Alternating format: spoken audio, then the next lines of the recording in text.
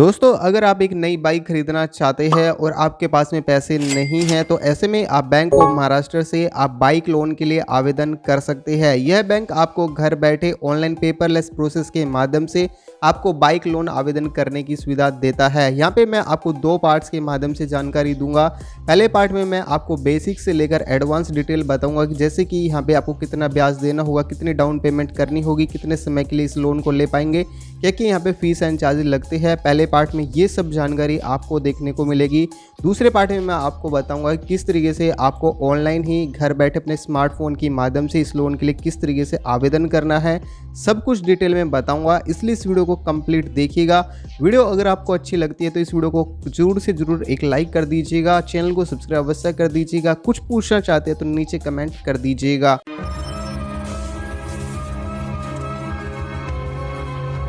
Bank of Maharashtra से आप आसानी से आप यह लोन ले सकते हैं, जो कि लोन आपको महाबैंक व्हीकल लोन स्कीम के तहत आपको मिल जाता है। इस लोन का उपयोग आप टू व्हीलर खरीदने के लिए इस लोन का इस्तेमाल कर सकते हैं या फिर आप सेकंड हैंड कार खरीदने के लिए भी इस लोन का उपयोग कर सकते हैं।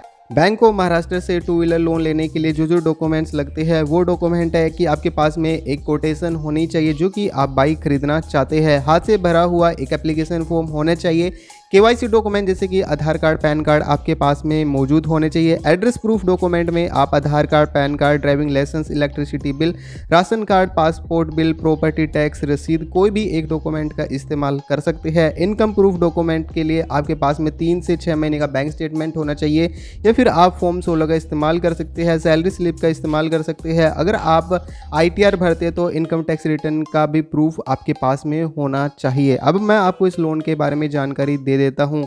जो आपको लोन मिलता है वो मिलता है महाबैंक व्हीकल लोन स्कीम के तहत आपको ये लोन दिया जाता है, जिसकी सहायता से आप 2 पहिया वाहन खरीद सकते हैं। अगर आप सेकंड हैंड कार खरीदना चाहते हैं तो ऐसे में भी इस लोन का उपयोग किया जा सकता है। इस लोन का क्या उद्देश्य है?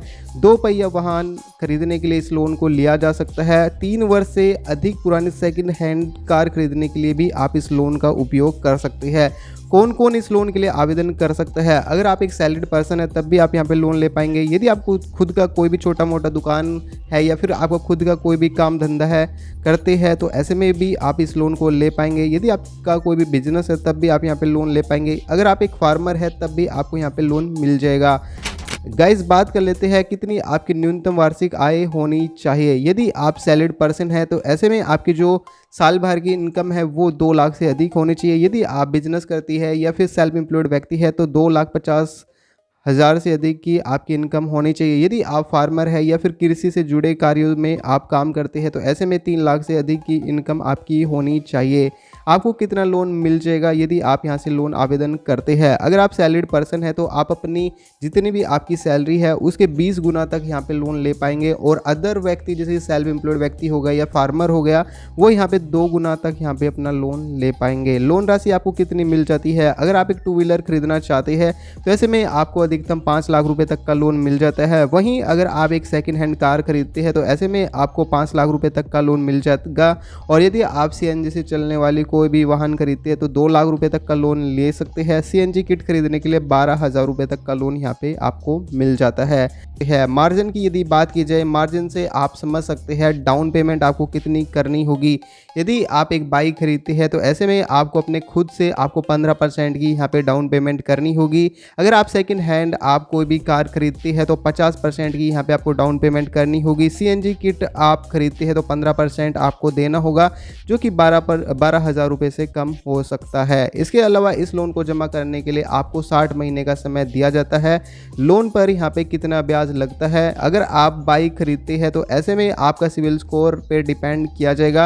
अगर आपका सिविल स्कोर 600 से कम है तो ऐसे में 10.9% के हिसाब से यहाँ पे ब्याज लगेगा। 600 से लेकर 649 के बीच में यदि आपका क्रेडिट स्कोर है तो 10.2% के हिसाब से यहाँ पे ब्याज लगेगा। 650 से लेकर 699 के बीच में है तो 10% के हिसाब से यहाँ पे ब्याज लगेगा। 700 से लेकर 724 के बीच में तो 9.5 के परसेंट के हिसाब से यहाँ पे ब्याज लगेगा। 725 से लेकर 749 के बीच में तो 8.9% के हिसाब से यहाँ पे ब्याज लगेगा।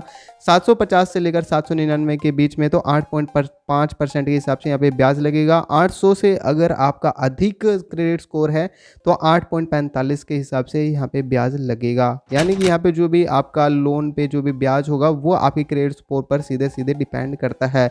जितना अच्छा आपका क्रेडिट स्कोर होगा उतना कम आपका यहाँ पे सिविल जो ब्याज है वो कम लगेगा। यहाँ पे एक कटौती बात कर लेते हैं तो यहाँ पे ईएमआई सहित आपको जो भी आपकी ग्रोस इनकम हो जाती है उससे 60% से आपके खर्चे नहीं होने चाहिए। सिक्योरिटी की यदि बात की जाए तो वाहन का हाइपोथिकेशन के लिए आपको यहाँ पे सिक्योरिटी देनी होगी। प्रोसेसिंग फीस आपको लोन राशि का 0.25% तक देना होगा, जो कि न्यूनतम 500 रुपये तक हो सकता है। अब गाइस बात कर लेते हैं कि कैसे आपको बैंक ऑफ महाराष्ट्र से आपको बाइक लोन के लिए ऑनलाइन अपने मोबाइल की सहायता से कैसे आवेदन करना है। तो ऐसे में आपको यहाँ पे बताए गए स्टेप बाय स्टेप प्रोसेस को अपनाना है। सबसे पहले आप अपने मोबाइल में कोई भी एक ब्राउज़र को ओपन कर लेंगे। इसके बाद सर्च बॉक्स को ओपन करेंगे। सर्च बॉक्स में टाइप करेंगे bank of Maharashtra two wheeler loan. Just आप इतना यहाँ पे सर्च करेंगे। अब आपके सामने इसकी ऑफिशियल वेबसाइट आ जाती है। इसकी ऑफिशियल वेबसाइट को ओपन कर लेना है। थोड़ा सा इस तरीके से पेज को नीचे की ओर स्क्रॉल करेंगे तो नीचे की तरफ आपको अप्लाई नाउ करके एक सेक्शन देखने को मिल जाएगा। तो अप्लाई नाउ वाले सेक्शन पर क्लिक कर देना है। जैसे आप अप्लाई नाउ वाले सेक्शन पर क्लिक करेंगे अब यहाँ पे एप्लीकेशन फॉर्म आ जाता है। इस एप्लीकेशन फॉर्म को आपको भरना होगा। सबसे पहले आपको अपना नाम यहाँ पे एंटर कर लेना है। जो भी आपका नाम है जस्ट आप वो यहाँ पे आप एंटर करेंगे कुछ इस तरीके से। आपको अपना मोबाइल नंबर वो एंटर कर लेना होगा जो कि आधार कार्ड से लिंक होना चाहिए। तो जस्ट अपना मोबाइल नंबर यहाँ पे आप एंटर कर लेंगे। इसके बाद अपना ईमेल आईडी यहाँ पे आपको एंटर कर लेना है कुछ इस तरीके से।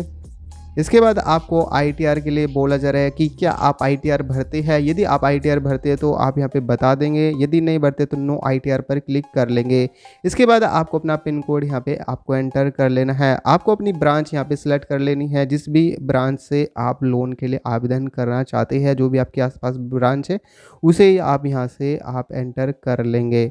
इसके बाद नीचे की तरफ आपको पूछा जा रहा है कि आप कितना लोन लेना चाहते हैं, वो आप यहाँ पे एंटर करेंगे। इसके बाद यहाँ पे ये कैप्चा कोड है, इस कैप्चा कोड को यहाँ पे इस तरीके से एंटर करेंगे। यहाँ पे जो भी टर्म्स ऑफ कंडीशन है इनको एक बार रीड कर लेंगे और देन नीचे की तरफ आपको एक्सेप्ट वाले बटन पर क्लिक कर देना है। देन नीचे की तरफ आपको रजिस्टर करके एक ऑप्शन देखने को मिलेगा, तो रजिस्टर वाले ऑप्शन पर क्लिक कर देना है। इसके बाद यहाँ पे कुछ प्रोसेसिंग होना स्टार्ट हो जाएगी और यहाँ पे जो एप्लीकेशन फॉर्म है वो आपका सक्सेसफुली सबमिट हो चुका है। यहाँ पे आपका नाम देखने को मिल जाएगा, यहाँ पे आपका रिक्वेस्ट नंबर देखने को मिल जाएगा। अब क्या होगा कि इस बैंक के एग्जीक्यूटिव है वो आपसे खुद कांटेक्ट करेंगे और आपको अपने प्रोडक्ट के बारे में आपको जानकारी देंगे। इसके बाद क्या करना है गाइस, आपको जैसे ही आपका लोन अप्रूवल हो जाता है तो यहाँ पे आपको कोटेशन लेके जानी होगी अपने नज़दीकी ब्रांच में।